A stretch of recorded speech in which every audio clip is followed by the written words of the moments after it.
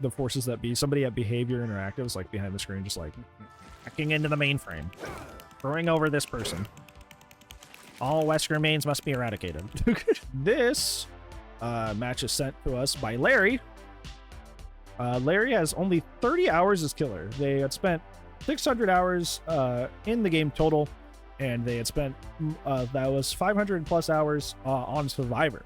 So now they have recently switched to playing 50-50. So fairly new to the killer side of things. So I'm very interested to see how ahead of the curve they are, because playing both sides gives you a lot of perspective on how to play the game in general in a better way. So there's probably gonna be some stuff that you know and do better than the people at your low hour on killers, just because you know what survivors like to do to some extent. And obviously you're not gonna have a lot of stuff unlocked. You're not gonna have a lot of perks or add-ons available to you. So yeah, that's gonna happen. But yeah, let's see how we can help. Wesker is like a starting killer choice is okay, but he's more complicated than most killers.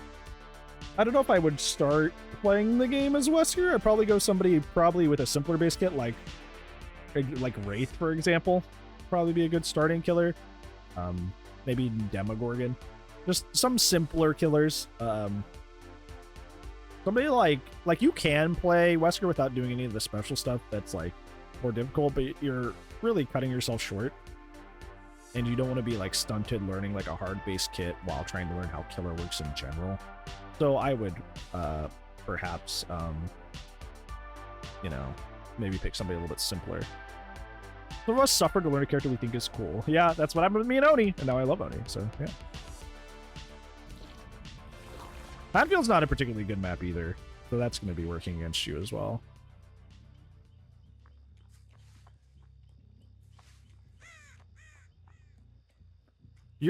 I know you don't have a lot in the way of perks right now, which is probably running the stuff you are. Corrupt's a good choice.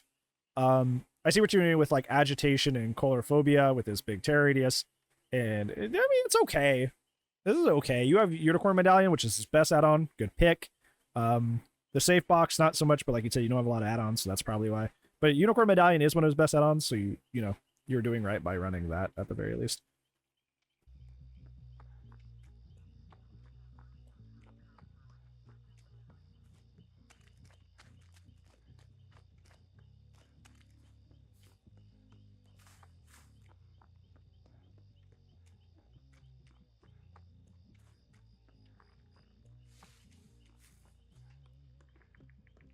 Okay, so you're sort of having trouble finding people right away. Have you? Okay, so if you're fairly new to this, new to the game, the thing that I like to say is to look out around you in an upside-down triangle. Okay, so you start here and you look this way. The survivors will most likely be spawned in front of you, for the most part, in an upside-down triangle. So from the point where your power prompt is to the top left, where the slant post is, all the way to the right, where the tip of your knife is, all the way back down, straight ahead. There will be someone out into this little upside-down triangle, straight ahead somewhere deep into the center of the map, most likely. So if you don't see any birds flying up, if you don't see any scratch marks, this is a safe place where you can most likely find a survivor like 9 times out of 10. So I would start utilizing that, since you seem kind of lost looking for people initially. My first kill was Michael. I didn't understand him. I tried Freddy. I learned him slowly. I just have fun. Myers is my first main. That's what got me into the game. Somebody simple like Freddy and Myers are very, very good to learn the game with, because their powers aren't too terribly complicated. So it's really, really good.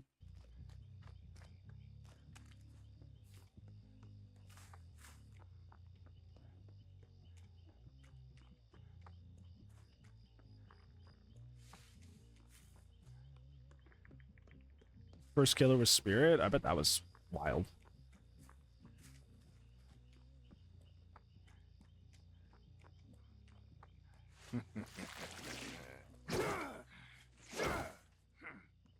Returning back to where you spawned is not typically a good idea, because you know for a fact that nobody's here because you just spawned here. You know nobody's over here. You were just here. So you know nobody's here. So if you're lost of where to go, don't go back to where your spawn was. Go to Jen's. They actually They actually did come back here. That's funny. They actually did come back here. So you guys like swap places. That's so funny. So that what that means is like while you were going over to that house on that side, they walked around the map back and you guys just did this weird rotation. Which is why I said the upside down triangle thing, because that's where they spawned. And they went all the way around and you guys just swap places. That's cute. That's very cute. That's adorable. And rare. That doesn't happen very often, but it's funny when it does. Okay, she has life. When you're in a situation like that, where somebody like vaults through you, you have what is called pallet control right now. I brought this up in a lot of different videos. Pallet control is just simply like you standing where the pallet is. That way you deny things like dropping the pallet or vaulting over it. Right now you have pallet control because you're literally standing in front of it. If she wants to run through you, she has to and use this resource. She has to take a hit. By standing to the side like this and chasing her around, you give up pallet control, which is why she's going to be able to mess with you. Because now she has the pallet control because you gave it up. So putting yourself positionally between her and the pallet is how you deny her the ability to vault, like she just did. Which she shouldn't have been able to do in that situation. Good, kicking out on the side that denies her the most resources. Smart.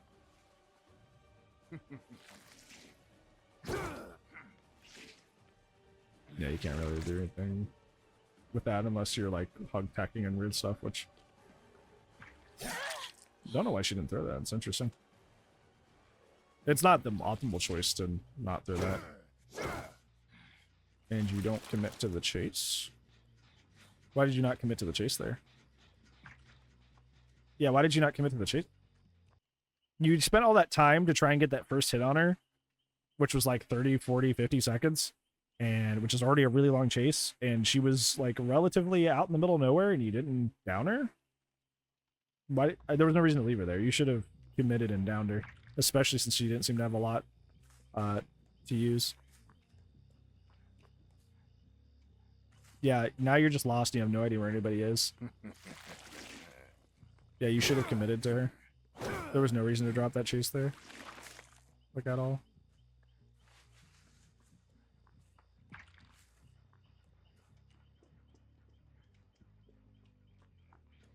Yeah, because now you have no pressure. And it's been over 2 minutes. Hey, you're just kind of like stuck around looking for people. You should have committed to that deal. Because now you're basically back at square one. Just now you have an injured survivor somewhere. She moved to your left. You saw her. She went to the left. You saw her over there. We're just not looking. Like she runs left out of here when you zoom up. Unless you just weren't paying attention. You see her running to the left. You see where she goes.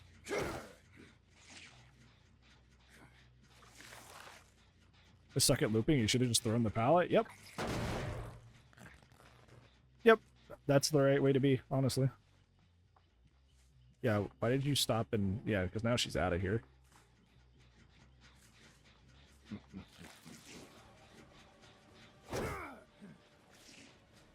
This is why playing somebody simpler, like Wraith, or something like that, would probably be a better starting killer for you.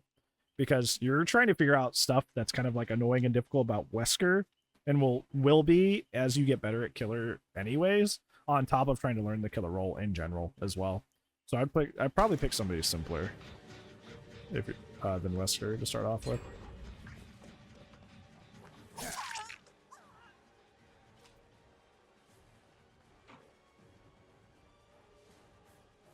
I would follow her through. That's a god window.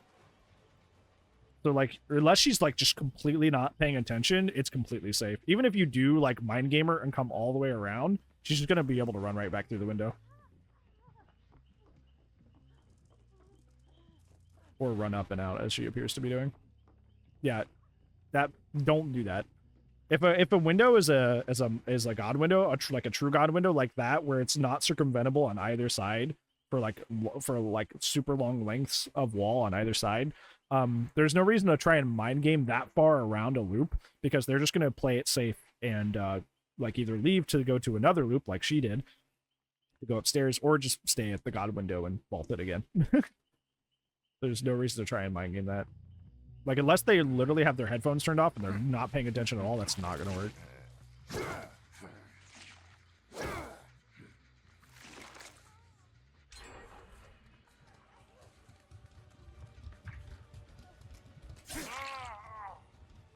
Still nobly trying to take a hit there. What a good boy.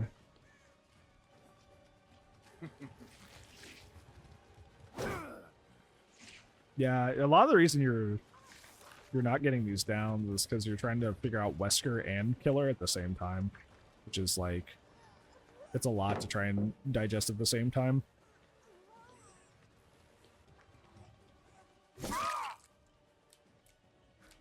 is he trying to blind you already? Why was he trying to blind you right there?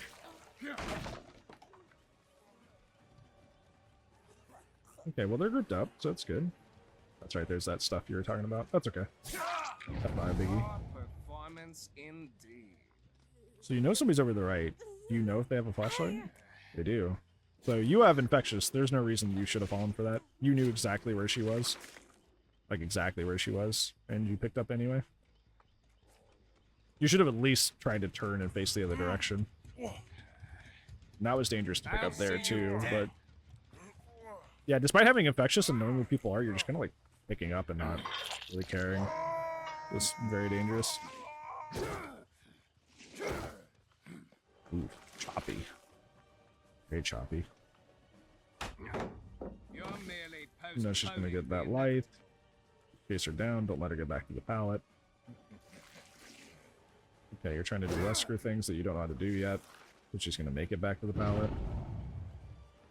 Yeah. I think I would get off Wesker for now. Because it's hurting you a lot. Trying to figure out this Wesker stuff and Killer fundamentals at the same time. Wesker is fun. Wesker is great, but Wesker is, he has a higher skill ceiling than average Killer does. So, trying to learn that and Killer at the same time is probably a little too much on the plate at the same time.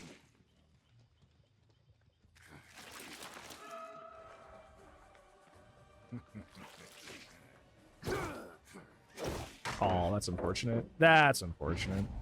That wasn't your fault. That's just, well, yeah, it's not really your fault. It's just like, Wesker has his own collision that's very unique to him that you gotta get used to in order to play him. It doesn't abide by the rules of, like, the standard collision of the game. So you're gonna just bump off weird stuff like that a lot.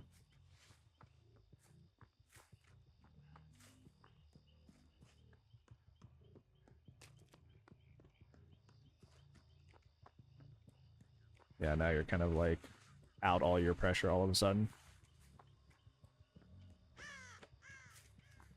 Feel like you get stuck a lot. Yeah, I feel like because of like playing Billy and stuff like that. Nice bound.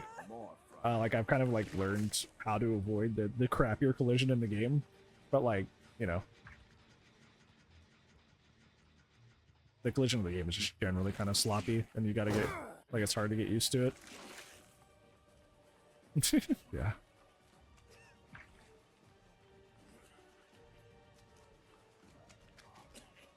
I learned through grueling punishment. Okay, so you know they haven't. Okay. Once again, you were very lucky. You literally have infectious fright, and you're still like picking up, facing people. You gotta not do that. You gotta not do that. You gotta pick up facing away from the survivors. You got lucky there. You got lucky there.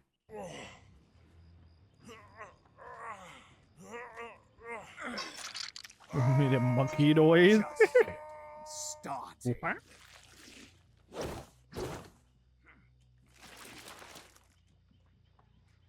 Here's somebody to your left. Okay. Ignoring them to pressure the gen. There's no reason to kick a gen right there if you know multiple survivors are nearby like you do. Because they're just going to come back and tap it and undo it right away.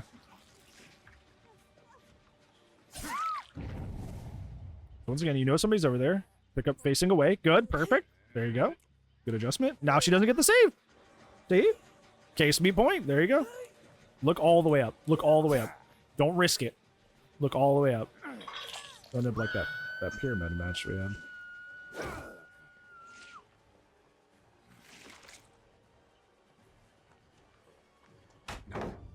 You'll pay for that. Oh, you didn't break it.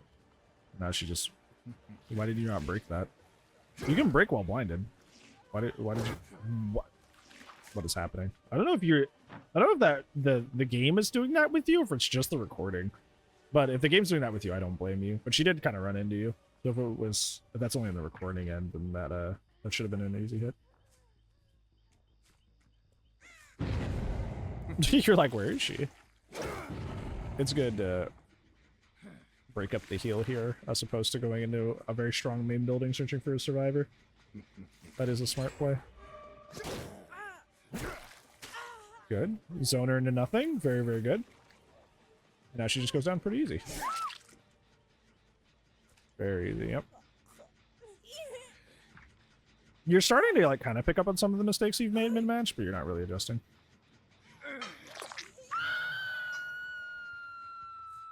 Just trying so hard to sort it. Yeah, it's the game. The game is working against them.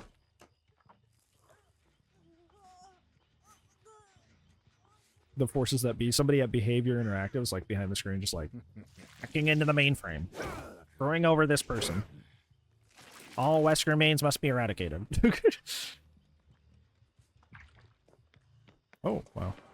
She just kind of appeared out of nowhere, huh?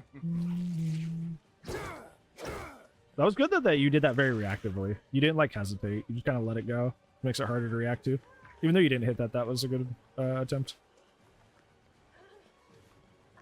Hacking the servers to cause you lag. See, now you're doing it. Now you're picking up facing away of your infectious procs, which is smart. That's what you should be doing. That's like one of the reasons to run the perk.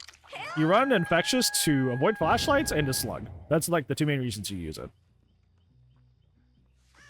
So the fact that you were doing part of that now is really good. You're making the right decision here because you know that gen's closer. For sure. So you're trying to, like, keep people off of it. I would have maybe peeked in that building and listened to see how far that gen was, because you knew somebody was in that building as well. You're kind of in a rough situation where you kind of lose no matter what you do. You just didn't have enough pressure by this point in the game for it to really matter. You're gonna lose this either way, and it's not your fault. She went upstairs. You seem to get very, very lost when people go upstairs. Like, vertical tracking seems to be a very, very poor point for you. Like, this is like the third time somebody's gone upstairs. You're just like, I have no idea where they went, and then you leave. And that's like the third time this match you've done that. Try to follow scratch marks a little bit more closely and follow them where they're going. Usually I have the opposite problem with people that are new to Killer, where they follow the scratch marks like a little too closely, and then if they don't physically see the survivor, they give up. You're having the opposite problem, where you're not following the scratch marks seemingly at all, and if you don't physically see them, you're giving up. Like, follow the scratch marks, see where they go, and I guarantee you your chases will be a lot better instead of having to give up. I don't think that's what was happening, Legion.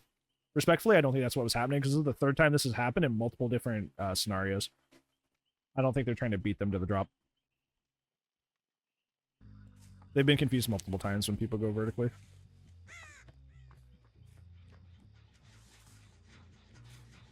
Like, they keep giving up chase when people run upstairs somewhere. Which is not entirely your fault, you know, like, sometimes, like, cracking a DBD is difficult and hard to learn. Especially with, like, the scratch marks. I still get messed up by scratch marks sometimes. Where scratch marks will travel into a room that the survivors physically have not actually gone into. They just ran by it. And I get a little confused. It happens. But still, learning it is important.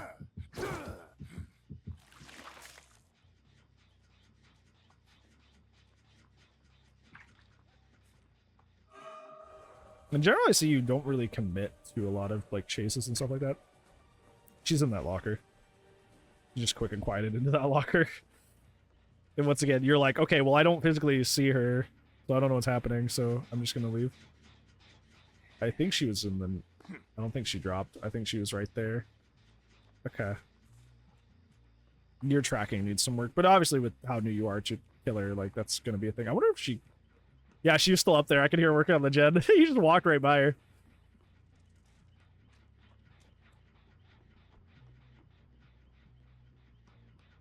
Yeah, she was just over here. Now she probably either walked out. Oh, there she is. To say she either walked out here or she vaulted. It's a little confusing because there's multiple Megans.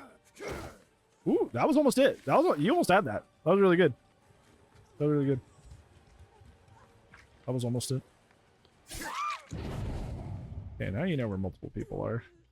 Who's that person upstairs in that house that has no gen? What are they doing?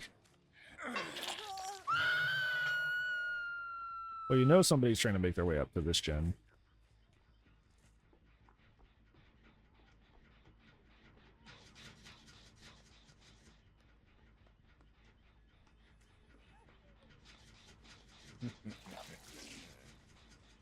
Awesome to come listen to the game though. You have to give him a reset. I wouldn't really want to review that, to be honest.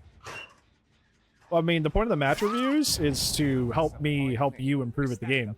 If you stomp them so hard that they have to give a reset, like, what would I be telling you? You know? What would I be telling you besides good job? I try to give people like at least 1 or 2 takeaways on something to improve on every single match. And if you just completely stomp and are nearly flawless, that kind of defeats the purpose, I think, right? It would perhaps take away a slot of time from somebody else who would need that improvement.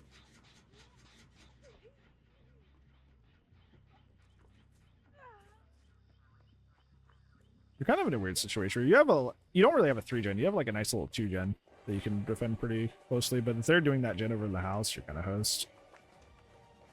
But you can't really afford to defend both.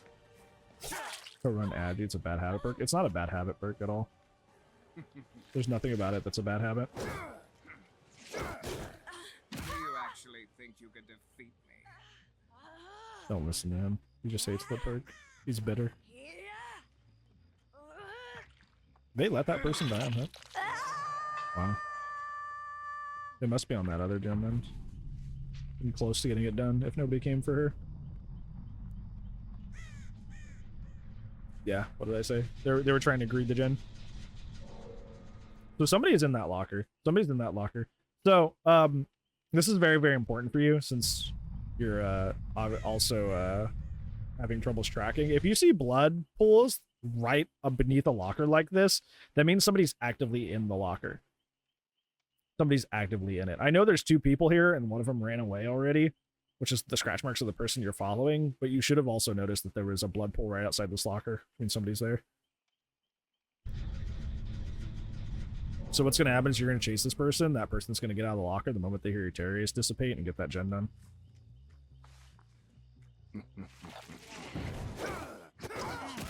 Is that all you have? That's just free real estate. It is. That gen's about to pop. Because you missed the person right in front of you.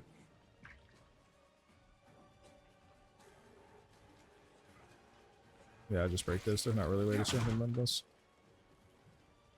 The strong loop. Yeah. Because you missed that person. And Jill had a win. Gonna win in my soul. Something, something, Cuddy Rhodes. Oh, that hurt.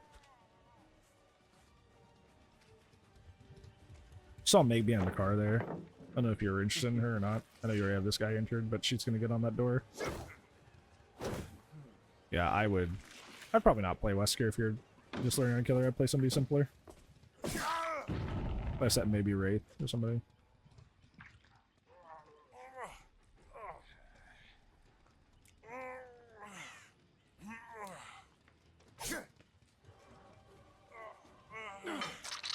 Double Metro, I'm glad you had a good time with him. If I ran more of like a compilation channel or something like that, I think that would be more apt.